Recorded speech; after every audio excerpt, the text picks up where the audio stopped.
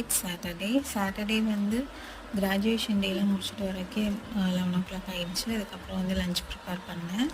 அதுக்கு ஒரு கடாயில் எண்ணெயில் வந்து கடுகு, வெந்தயம், சுண்டவத்தல், 15 பல் பூண்டு, வெங்காயம், கருவேப்பிலை, அதுக்கப்புறம் முள்ளங்கி இது எல்லாத்தையும் சேர்த்து நல்லா ஆட் பண்ணிவிட்டு வதக்கி விட்டுட்டு, அதுக்கு தேவையான அளவு மிளகாய் தூள் இதையும் சேர்த்து நல்லா வதக்கிட்டு, அப்புறம் கரைச்சி வச்சிருந்த புளியும் ஆட் பண்ணிவிட்டு, அதுக்கு தேவையான அளவு உப்பு போட்டு நல்லா கொதிக்க விட்டு இறக்கணுன்னா நல்லா டேஸ்டியான காரக்குழம்பு வந்து ரெடி ஆயிரும்.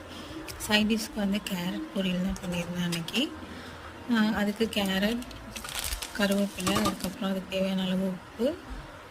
இதுக்கு வந்து நான் சிக்கன் மசாலா ஆட் பண்ணுவேன். ஸோ கொஞ்சம் டிஃப்ரெண்ட்டாக டேஸ்ட் நல்லாயிருக்கும். ஸோ நீங்களும் வந்து இதை ட்ரை பண்ணி பாருங்கள், நிஜமாவே நல்லாயிருக்கும்.